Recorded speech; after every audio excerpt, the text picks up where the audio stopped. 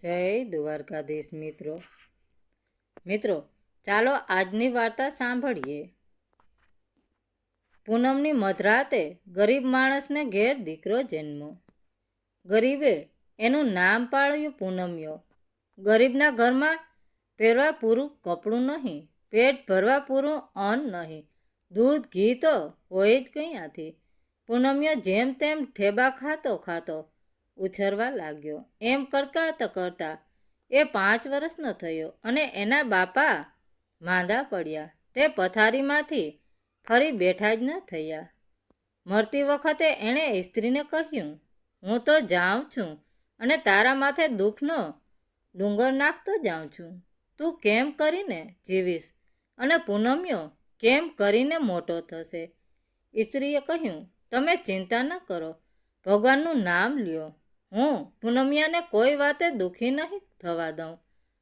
મને સાણા થાપતા આવડે છે, લાકડા વીણતા આવડે છે, પાણી ભરતા આવડે છે, ખેતરમાં ઘાસ નીતા આવડે છે। શું નથી આવડતું? મહેનત મજૂરી કરવામાં હું પાછી નહીં પડું। મોંઘી થાપણ સમજી હું પૂનમિયાને સાચવીશ। પૂનમિયાના બાપે કહ્યું, તું જ ઘર ચલાવે છે, હું કયા નથી જાણતો, તોય દુઃખ થાય છે કે હું પૂનમિયાને કાંઈ દઈ જતો નથી। લોકો પોતાના સંતાનોને ઘર-બાર, ખેતરવાડી, પૈસો ટકો, સોનું રૂપું કેટલું બધું આપી જાય છે, હું ખસું જ? એમ બોલતા એની આંખોમાં આંસુ ભરાઈ આવ્યા। સ્ત્રીએ આંસુ રૂસી નાખ્યા। થોડીવાર ચૂપ રહી। એકાએક કંઈક યાદ આવ્યું હોય એમ પૂનમિયો બાપ બોલી ઉઠ્યો, હા ઠીક યાદ આવ્યું। આપણી પાસે પહેલી જૂની નગારી પડી છે, મારી સેવાથી પ્રસન્ન થઈ મને એક સાધુ બાવાએ આપેલી। તે પૂનમ 16 વર્ષનો થાય ત્યારે એને આપજે અને કહેજે કે નદી કાંઠે મહાદેવજીને ઘેરી છે, ત્યાં જઈને તું આ નગારી વગાડજે। માત્ર 3 ડંકા મારજે। આગળે બોલી શક્યો નહીં એટલામાં એનો જીવ ચાલ્યો ગયો। હવે પૂનમિયાની માએ કેળ બાંધીને કામ કરવા માંડ્યું, મહેનત મજૂરી કરી। એણે પૂનમિયાને ખૂબ સારી રીતે ઉછર્યો। પૂનમિયો હોશિયાર પણ હતો। ગામના છોકરાઓનો આગેવાન બની એ મર્દાનગી રમતા પોતાને વાગે તો એની એ કદી ફરિયાદ કરતો નહીં, પણ બીજા કોઈને વાગે તો તરત એને સંભાળ લેતો। એની માની જેમ દોડીને એ બીજાઓનું કામ કરતો। આમ કરતા એ 16 વર્ષનો થયો। એક દિવસ એની માએ એને બોલાવીને કહ્યું, બેટા, તારા બાપા તને એક ચીજ વારસામાં દઈ ગયા છે। પૂનમિયાએ કહ્યું, માં, મારા બાપા તો ગરીબ હતા। માએ કહ્યું, ગરીબ હતા, પણ તેમણે આ એક નગારી સાચવીને મૂકી રાખી હતી, તે તને આપવાનું કહી ગયા છે।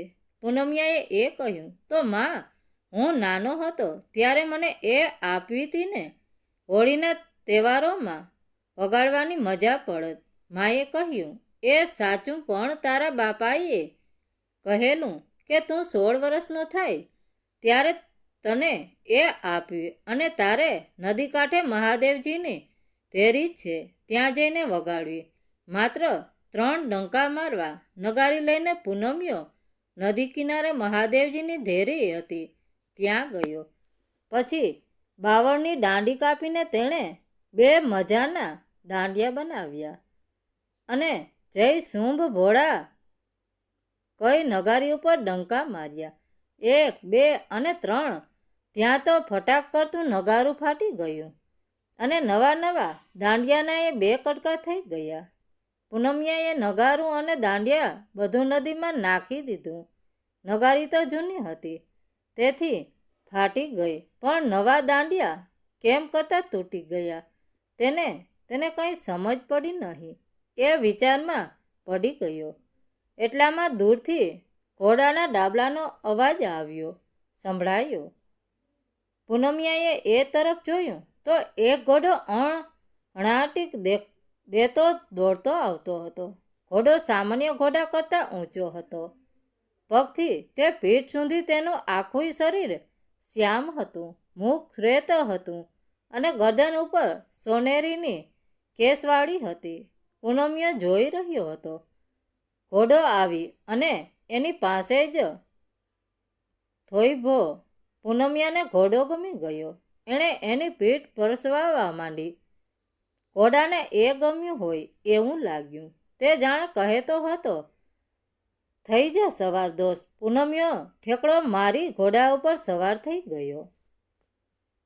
ઘોડાએ મેદાનમાં 7 ચક્કર લગાવ્યા. પૂનમિયાએ કંઈ કહેવું જ ન પડ્યું. ઘોડો એની મેળે પૂનમિયાના ઘર તરફ વળ્યો અને બરાબર એના ઘેર જઈને ઊભો. હવે પૂનમિયો સમજો કે બાપે આપેલી નગારીનો જ આ પ્રતાપ છે. બાપાના આશીર્વાદ રૂપે આ ઘોડો મને મળ્યો છે. બીજે જ દિવસે પૂનમિયાએ માને કહ્યું, માં, હું દેશાવર નોકરી કરવા જાઉં છું. આશીર્વાદ આપો. માએ કહ્યું, આશીર્વાદ હું શું આપવાની? દીકરા, આશીર્વાદ તારા બાપે તને આપેલા જ છે. પણ હું એટલું કહું છું કે સોના સુખમાં સુખ તે સાચું એક જ સુખ. દુઃખથી જે હારે નહીં તેને કશું ન દુઃખ. જા બેટા, ભગવાન તારું ભલું કરે. આમ ગરીબ માના આશીર્વાદ લઈ પૂનમિયો ઘોડા ઉપર સવાર થઈ ચાલી નીકળ્યો. પૂનમિયો ઘોર વનમાં થઈને એકલો ચાલ્યો જાય છે. ત્યાં એણે એક જગ્યાએ એક હરણને પારાધીની ઝાડમાં ફસાયેલું જોયું. છૂટવા માટે એ તડફડિયા મારતું હતું, પણ છૂટાતું ન હતું. પૂનમિયાની એના ઉપર નજર પડતા હરણે એવી રીતે એની સામે જોયું કે પૂનમિયાને દયા આવી ગઈ. ઘોડા ઉપરથી ઉતરી જઈ એણે ઝાડ કાપી નાખી અને હરણને છૂટું કરી દીધું. પણ હરણ ભાગ્યું નહીં. પૂનમિયાને અડીને ઊભું રહ્યું. એકાએક પૂનમિયાને કંઈક અવાજ સંભળાયો. એ દોસ્ત પૂનમિયા, હું પશુ તને બીજી તો કઈ રીતે મદદરૂપ થઈ શકું, પણ આ એક વેણ તને કહું છું તે સાંભળ. મીઠી જેની વાતણી, મીઠી જેની વાણ, મીઠી જેની પિતળી, એ નર ચતુર સુજાણ. પૂનમિયાએ હરણને ખૂબ પંપાળ્યું અને કહ્યું, દોસ્ત, તારું આ વેણ હું નહીં ભૂલું. હવે હરણ એનાથી છૂટું પડી જંગલમાં અદૃશ્ય થઈ ગયું. પૂનમ ઘોડેસવાર થઈ આગળ જાયો. જતાં જતાં એક નદી આવી. પૂનમ ઘોડાને નદીમાં ઉતારે છે. ત્યાં એકાએક એની નજર નદી કાંઠાના કાદવ તરફ ગઈ. જોયું તો એ કાદવના એક માછલી ફસાઈ ગઈ હતી અને જીવ બચાવવા તડફડિયા મારતી હતી. તરત ઘોડા ઉપરથી કૂદી પૂનમિયાએ માછલીને કાદવમાંથી બહાર કાઢી અને નદીના પાણીમાં નાખી દીધી. માછલી બચી ગઈ. પૂનમિયો ફરી ઘોડા ઉપર સવાર થવા જતો હતો. ત્યાં એણે કંઈક અવાજ સંભળાયો. સપટસ શબ્દોમાં કોઈ બોલતું હતું, એ દોસ્ત પૂનમિયા, હું જળચર બીજી કઈ રીતે તને મદદરૂપ થઈ શકું, પણ આ એક વેણ હું તને કહું છું તે તારા હૈયામાં લખી રાખજે. ભૂખ્યા ને દે ભાખરી અને તરસ્યાને દે જળ. તે નરના કદીએ જશે જીવનમાં નિષ્ફળ. પૂનમિયાએ જોયું તો પહેલી માછલી નદીના પાણીમાંથી મોં બહાર કાઢી એની સામે જોઈ રહી હતી. પૂનમિયાએ હેતથી એની સામે જોઈ અને કહ્યું, દોસ્ત, તારું આ વેણ હું નહીં ભૂલું. હવે માછલી પાણીમાં ડૂબકી મારી ગઈ. પૂનમિયો આગળ ચાલ્યો. કોઈ શહેર નજીક હોય એવું લાગતું હતું. ત્યાં પૂનમિયાને એક અજાણ્યા માણસનો સંગાત થઈ ગયો. અજાણ્યાએ પૂનમિયાને જોઈ અને કહ્યું, કા ઠાકોર, ક્યાં ચાલ્યા? પૂનમિયાએ કહ્યું, હું ઠાકોર નથી, હું ગરીબ માણસ છું. તમે ઠાકોર છો? પેલાએ કહ્યું, હું એ ઠાકોર નથી, તમારા જેવો ગરીબ માણસ છું. શું નામ આપનું? પૂનમિયાએ કહ્યું, પૂનમિયો. મારો જન્મ પૂનમે થયેલો એટલે પેલા એકદમ જોરથી હસી પડ્યો. હસતા હસતા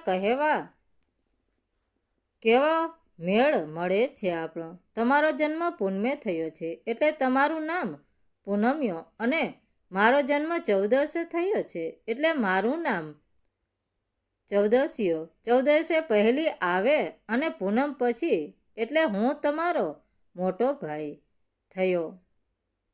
પૂનમિયાએ નમ્રતાથી કહ્યું, તમને મોટા ભાઈ કહેવામાં મને વાંધો નથી. થોડા વખત પછી બંને જણા એક શહેરમાં આવી પહોંચ્યા અને સીધા જ રાજાની કચેરીમાં ગયા. રાજાને પૂનમિયાનો દેખાવ ગમી ગયો. એણે તરત જ એને પોતાની અગત કચેરીમાં રાખી લીધો.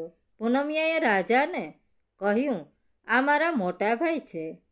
એમનું નામ ચૌદસિયો. આપ એમને પણ આપની સેવામાં રાખો. રાજાએ ચૌદસિયાને ધારીને જોયો અને કહ્યું, મારે એનું કામ નથી. પણ પૂનમિયાએ ખૂબ જ આગ્રહ કર્યો એટલે છેવટે રાજાએ ચૌદસિયાને પણ પોતાની નોકરીમાં રાખ્યો. ચૌદસિયાનો ઉસ્તાદ હતો. એકવાર પૂનમિયાની ભલામણથી રાજાની નોકરીમાં ઘૂસ્યા પછી એણે ખુશામત કરી રાજાનું મન પોતાના તરફ વાળી લીધું. પૂનમિયો ભોળો હતો. એને દુનિયાનો કોઈ અનુભવ ન હતો. એ ચૌદસિયાને મોટો ભાઈ ગણી હંમેશા માન આપતો હતો.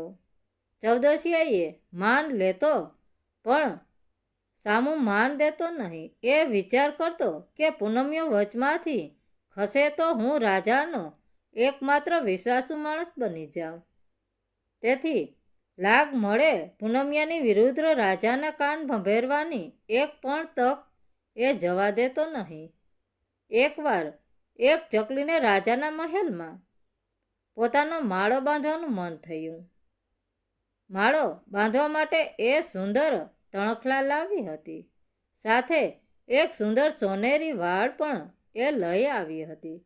રાજાએ જોતા તો સોનેરી વાળ જોઈ એનાથી બોલાઈ ગયું, કોઈ રાજકુંવરીનો કેસ લાગે છે. ચૌદસિયો આ સાંભળી ગયો. તરત વાત જોડી એણે બોલી નાખ્યું, આપની પરખ સાચી છે મહારાજ. શ્રવણદીપની સર્વકન્યાનો આ કેસ છે. ત્રિભુવનમાં એના જેવી રૂપાળી કોઈ રાજકુમારી નથી. રાજાએ પૂછ્યું, કયાં આવ્યો એ? સ્વર્ગદીપ. ચૌદસિયાએ કહ્યું, મહારાજ, ખગોળ ભોગાળમાં હું શું જાઉં એ બધું પૂનમિયો જાણે છે. એ તો સર્વકન્યાને જ અહીં લાવી હાજર કરી દેશે. રાજાના મનમાં આ વાત વસી ગઈ. ચૌદસિયાના શીખવ્યા પ્રમાણે એણે પૂનમિયાને બોલાવી હુકમ કર્યો. ક્ષત્રિયનું વચન આ પૂનમિયાએ આપ્યું, આપની આજ્ઞાનું પાલન ન કરું તો મારું માથું ઉતારી લેજો. હવે એને ને સોનેરી વાળ દેખાડી રાજાએ કહ્યું, તો જા, જેના માથાનો આ વાળ છે તે સર્વદીપની રાજકુંવરી સૂર્વકન્યાને અહીં લઈ આવ. પૂનમિયો વિચારમાં પડી ગયો. શ્રવણદીપનું નામ પણ એણે સાંભળ્યું ન હતું. એણે કહ્યું, મહારાજ, શ્રવણદીપનું તો નામ પણ હું નથી જાણતો. રાજાએ કહ્યું, ચૌદસિયો કહે છે કે તું જાણે છે. ચૌદસિયાના મગજમાં આ દેશ છે એટલે ભૂમંડળમાં ક્યાંક તો એ દેશ હશે ને, શોધી કાઢતું. ક્ષત્રિય બચ્યો છે. પૂનમિયો વિચારમાં પડી ગયો કે હવે કરવું શું? શ્રવણદીપનો નામનો દીપ ખરેખર ક્યાંય છે કે નહીં એ જ કોઈને ખબર નથી. ક્યાં એ દ્વીપમાં પહોંચવું કેવી રીતે અને શ્રવણકન્યાને લઈ આવવી કેવી રીતે? એણે ચૌદસિયાને પૂછ્યું તો એ તો માત્ર હસવા લાગ્યું. પછી કહે, મારાથી એવું બોલાઈ ગયું દોસ્ત. હવે જુદું કહું તો રાજા મને સૂર્ય જ ચડાવે માટે તું ગમે એમ કરી એ દેશ શોધી કાઢ અને શ્રણોકન્યાને લઈ આવ. પૂનમિયાની મૂંઝવણનો પાર ન રહ્યો. મૂંગે મૂંગો પોતાના ઘોડાની પાસે જઈ એની પીઠ ઉપર હાથ ફેરવવા લાગ્યો. અચાનક એની આંખોમાંથી આંસુનું એક ટીપું ઘોડાના મસ્તક ઉપર પડ્યું. ઘોડાને વાચા ફૂટી. તે બોલ્યો, અરે મારા પૂનમના ચાંદ, તું રડે છે? પૂનમિયાએ કહ્યું, રડું નહીં તો શું કરું? મારા દુઃખનો પાર નથી. ઘોડાએ કહ્યું, માએ વિદાય વખતે કહ્યું હતું તે ભૂલી ગયો? માએ કહ્યું હતું કે દુઃખથી જે હારે નહીં તેને કશું ન દુઃખ માટે. હિંમત રાખ. માનું નામ આવ્યું કે તરત પૂનમિયાએ આંખો લૂછી નાખી. એણે કહ્યું, હવે નહીં રડું. ઘોડાએ કહ્યું, તો તને શું દુઃખ છે? કે પૂનમિયાએ કહ્યું, રાજાએ મને શરણદીપની શરણકન્યા લઈ આવવાનો હુકમ કર્યો છે. ઘોડાએ કહ્યું, તો લઈ આવો. કેવી રીતે લઈ આવું? શરણદીપ ક્યાંય છે કે નહીં તે હું જાણતો નથી. ઘોડાએ કહ્યું, છે અને ક્યાં છે તે હું જાણું છું. આટલું સાંભળતા તો પૂનમિયામાં જાણે નવો જીવ આવ્યો. પછી ઘોડાએ કહ્યું, હું તને ત્યાં લઈ જઈશ. એ માટે એક મોટું વહાણ તૈયાર કરવું પડશે અને એમાં ખૂબ જ ખાવા પીવાનું ભરવું પડશે. તું રાજાને એ પ્રમાણે કે. રાજા તો કોઈ પણ ખર્ચ કરવા તૈયાર હતો. સારામાં સારું વહાણ પસંદ કરી તેમાં ખાણીપીણીની કેટલીક ચીજો ભરવામાં આવી. ઘોડો પણ પૂનમિયાની સાથે વહાણમાં ચડ્યો.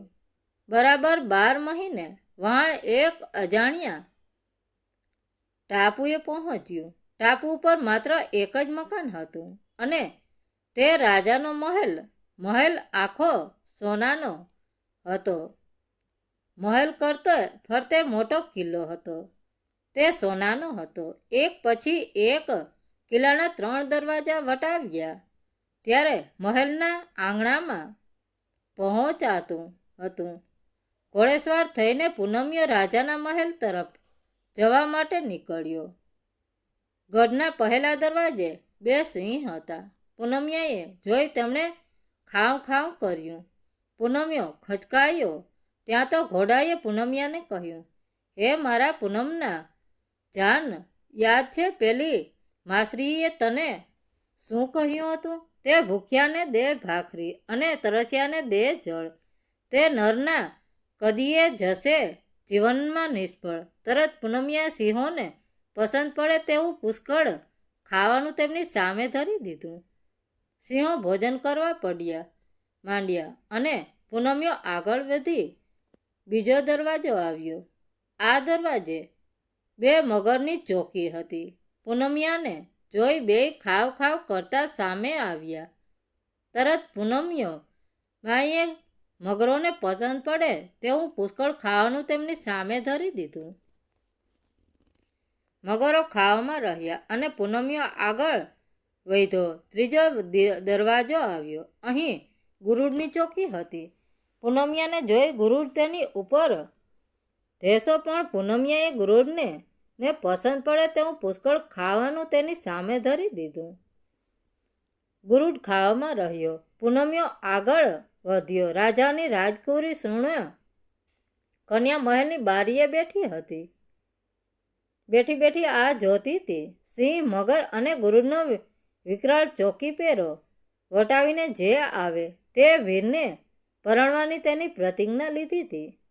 આ પહેલા અનેક રાજકુમારો આવ્યા હતા, પણ સિંહના મોંમાં જતા જે બેચ્યા તે મગરના મોંમાં ગયા હતા અને મગરના મોંમાં જતા જે બચ્યા તેમને ગુરુડે ફાડી ખાધા હતા. આજે પહેલી જ વાર એવો યુવાન એણે જોયો જે 3 ચોકીઓ વટાવી આગળ વધ્યો હતો.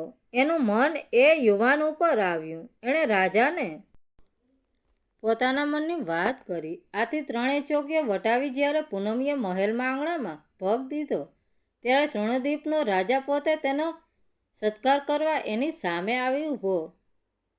ઘોડા ઉપરથી ઉતરી પૂનમિયાએ રાજા અને કુંવરીને નમસ્કાર કર્યા. પણ એણે જોયું તો રાજમહેલમાં ક્યાંય કોઈનો પંદ સંચાર ન હતો. એને નવાઈ લાગી. ક્યાંય રાજા છે, રાજકુંવરી છે, પણ વજીર કે નોકર ચાકર સિપાહી સફરું કોઈ જ નથી. એમ કેમ? રાજા એના મનનો પ્રશ્ન સમજી ગયો. એણે કહ્યું, આ શરણદ્વીપ છે, અહીં સોનું ઘણું છે. જોને, મારો આખો મહેલ સોનાનો છે, જમીન પણ સોનાની અને ભીત પણ સોનાની. આમ હું સણવરનો રાજા છું. સુવર્ણના રાજાને રૈયત ન હોય. રાજા પોતે જ પોતાની રૈયત અને પોતે જ પોતાનો રાજા, પોતે જ પોતાનો કેદી. આવું બોલતા બોલતા રાજાની આંખોમાંથી એક આંસુ ખર્યું. પૂનમિયાને પણ ખૂબ લાગી આવ્યું. તેને હરનું વીણ યાદ આવ્યું. મીઠી જેની વાતણી, મીઠી જેની વાણ, મીઠી જેની પ્રીતળી, એ નર ચતુર સુજાણ. એણે રાજાને કહ્યું, મહારાજ, હું રાજકુંવરી શૃણુકન્યાને લઈ જવા આવ્યો છું. રાજાએ કહ્યું, અમે વર્ષોથી આ જ અવસરની રાહ જોઈ રહ્યા છીએ. ખુશીથી લઈ જાઓ. આમ કહી એ રાજકુંવરીનો હાથ પૂનમિયાના હાથમાં મૂકવા જતો હતો. ત્યાં પૂનમિયાએ કહ્યું, હું મારી મરજીથી શૃણુકન્યાને લેવા નથી આવ્યો. મારા રાજાની મરજીથી આવ્યો છું. રાજાએ કહ્યું, એ જે હોય તે. આજે હું શૃણુની કેદમાંથી મુક્ત થાઉં છું. તે જ વખતે રાજાએ કુંવરીને વિદાય આપી. શૃણુકન્યાને લઈને પૂનમિયો પાછો પોતાના વહાણમાં આવ્યો. વહાણ ઉપડવાની થઈ તૈયારીમાં હતું. ત્યાં દ્વીપની ધરતી હેઠળથી ભયાનક ગળગળાટ સંભળાવા માંડ્યો અને જોત જોતામાં આખોય દ્વીપ તેના સોનાના કિલ્લા કાંગરા સાથે દરિયામાં પાણીમાં અદ્રશ્ય થઈ ગયો. એક નાનકડી જ્યોત ડૂબતા રાજમહેલના અંતરમાંથી નીકળી ઊંચે આકાશમાં ચડી અદ્રશ્ય થઈ ગઈ. એ જ્યોત તરફ મોહ કરી શૃણુકન્યાએ હાથ જોડ્યા અને કહ્યું, જય હો પૂનમિયાને. વિશેષ કંઈ દેખાયું નહીં, પણ ધુરી પોતાના પિતાને સંબોધીને એ આ કે છે, આટલું એ સમજો. બરાબર 2 વર્ષ વહાણ પાછું ઘેર આવ્યું. રાજકુંવરીને ઘોડા ઉપર બેસાડી ઘોડાની લગામ પકડી તેને દોડતો દોડતો પૂનમિયો રાજાની પાસે આવ્યો. રાજાએ ભર દરબારમાં એનો તિરસ્કાર કર્યો. પૂનમિયાને જીવતો પાછો આવેલો જોઈ ચૌદસિયાની આંખો ફાટી ગઈ. એણે તો પૂનમિયાને મરેલો જ માન્યો હતો. અચાનક દરબારમાં એક અજાણ્યા માણસે પ્રવેશ કર્યો. રાજાને પ્રણામ કરી એણે કહ્યું, મહારાજ, હું જાદુગર છું. હું માણસનું માથું કાપી નાખું છતાં એનું માથું કપાય નહીં. એ જીવતો જ રહી એ વાત રાજાના મહિનામાં આવી નહીં. એણે કહ્યું, નજરે જોયા વિના હું આવી વાત માનું નહીં. જાદુગરે કહ્યું, તો આપ કહો, એનું માથું હું અહીં અત્યારે જ આપના દેખતા કાપું. ચૌદસિયાએ રાજાના કાનમાં ફૂંક મારી. કરો આજ્ઞા પૂનમિયાને. એ જાદુગરને બરાબર ભોઠો પડશે. આમ કહેવા પાછળ એનો હેતુ પૂનમિયાને મારી નાખવાનો હતો. રાજાએ પૂનમિયા સામે જોયું. કહ્યું, કરો પરીક્ષા જાદુગરની. જાદુગરે રાજાની સામે પોતાનો સરંજામ ગોઠવો. પછી પૂનમિયાને તેમાં સુવડાવ્યો. પૂનમિયાની ડોક અને માથું બરાબર જોઈ શકે એમ ગોઠવાયું અને પછી ચલાવી તલવાર. જોવાવાળાના મોંમાંથી ચીસ નીકળી ગઈ. શૃણુકન્યાને તો મૂર્છા આવવા જેવું થયું, પણ સ્વસ્થ રહી બીજી જ પડે લોકોએ જોયું તો તલવાર પૂનમિયાની ડોકની આરપાર નીકળી ગઈ હતી. પણ પૂનમિયો જીવતો હતો. એને કશું થયું ન હતું. જાદુગરની વિદા જોઈ રાજા ખુશ થઈ ગયો. ફરી જાદુગરે કહ્યું, હવે બીજા કોઈમાં હિંમત હોય તો આગળ આવે. આ વખતે રાજાએ ચૌદસિયાને કહ્યું, થાવ આગળ. જાદુગર પોતાની રીત મુજબ એને ગોઠવતો હતો, પણ એણે એ રીતે ગોઠવવાની ના પાડી. એની ઈચ્છા જાદુગરને ખોટો પાડી રાજાની સામે ઇનામ લેવાની હતી. જાદુગર મૂંઝાયો. ચૌદસિયાને એને ઠપાયો, કબૂલ કર કે તારા જાદુમાં કોઈ માલ નથી. જાદુગર આવું કેમ કબૂલ કરે? એણે તલવાર જલાવી. જાદુગરની જાદુ વિધા એની યુક્તિઓમાં હતી, પણ ચૌદસિયો જોશામાં એવો ભાન ભૂલી ગયો હતો કે એણે જાદુગરની કોઈ યુક્તિ ચાલવા દીધી નહીં. તલવાર પડી બરાબર ચૌદસિયાની ડોક ઉપર. ચૌદસિયાનું માથું કપાઈ દૂર જઈને પડ્યું. રાજા સહિત આખી સભા ચોંકી ગઈ. રાજાએ જાદુગરને કહ્યું, અરે આ તો મરી ગયો, એને જીવતો કર. જાદુગરે હાથ જોડીને કહ્યું, મહારાજ, મરેલાને જીવતો કરવાનું મેં કહ્યું નથી. એવી વિધા મને નથી આવડતી. નથી, મેં તો કહેલું કે માથું કાપી નાખું, છતાં કપાય નહીં. એવો જાદુ હું જાણું છું, અને એવો જાદુ મેં કરી બતાવ્યો છે. આપે સોએ તે જોયો છે. તો ચૌદસ કેમ મરી ગયો? રાજાએ પૂછ્યું. જાદુગરે કહ્યું, મહારાજ, ચૌદસિયો મારો જાદુ જોવા નહીં, પણ મારા જાદુને ખોટા પાડવા આવેલો. એનો અર્થ જો એ કે એ રાજી ખુશીથી મરવા આવેલો, એટલે મરી ગયો. એને કેવળ બીજાના દોષ જોવાઈ ગયા. એકદમ રાજા બોલી ઉઠ્યો, વાત બિલકુલ સાચી છે. ચૌદસિયો કોઈના સદગુણ જોતો જ નહોતો. એ હંમેશા પૂનમિયા સામે મારા કાન ભંભેરિયા કરતો હતો. પૂનમિયાને એ અમાસ્યો કહેતો. હું પણ પહેલાં તો એનો કપટ સમજેલો નહીં, પણ પૂનમિયા સર્વકન્યાની શોધમાં ગયો અને ઘણા મહિના સુધી પાછો આવ્યો નહીં. ત્યારે મને ચૌદસિયાની ચાલબાજી સમજવા માંડી. તે જાદુગર ચૌદસિયાને એના કપટનું જ ફળ મળ્યું છે. હું એ માટે તને દોષિત ગણતો નથી. પછી રાજાએ પૂનમિયા સામે જોઈ અને કહ્યું, તમે કહેતા હતા કે ચૌદસિયો તમારો ભાઈ છે, તો શું ખરેખર એ તમારો મોટો ભાઈ હતો? પૂનમિયાએ કહ્યું, જી ના. સગપણાના દાવે એ મારો કોઈ સગુણ હતો પણ નહીં. આવતા રસ્તામાં એ મારો સાથીદાર થઈ ગયો હતો. મને કહે કે તું પૂનમે જન્મ્યો છે અને હું ચૌદસે જન્મ્યો છું, માટે હું તારાથી મોટો, હું તારો મોટો ભાઈ. આ સાંભળી રાજા હસી પડ્યા. તે પછી પૂનમિયાએ કહ્યું, મહારાજ, આ સર્વકન્યા. રાજાએ કહ્યું, મારી પણ એક કન્યા છે. હું એના તારી સાથે લગ્ન કરું છું અને મારી ગાદીના વારસ તરીકે તને જાહેર કરું છું. આખી સભાએ હર્ષથી તાળીઓ પાડી આ જાહેરાતને વધાવી લીધી. પૂનમિયાને માના શબ્દો યાદ આવ્યા. તે મોટેથી બોલી ઉઠ્યો, સોના, સુખમાં સુખ, તે સાચું એક જ સુખ.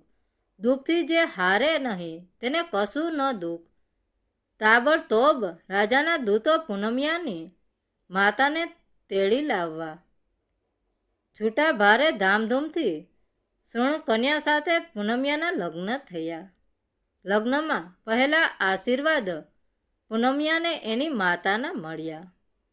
મિત્રો, આ વાર્તાના લેખક રમણલાલ સોની છે. મિત્રો, આ વાર્તા કેવી લાગી? સારી લાગી હોય તો કોમેન્ટ કરીને જરૂર જણાવજો. ધન્યવાદ મિત્રો. રાધે રાધે. જય દ્વારકાધીશ.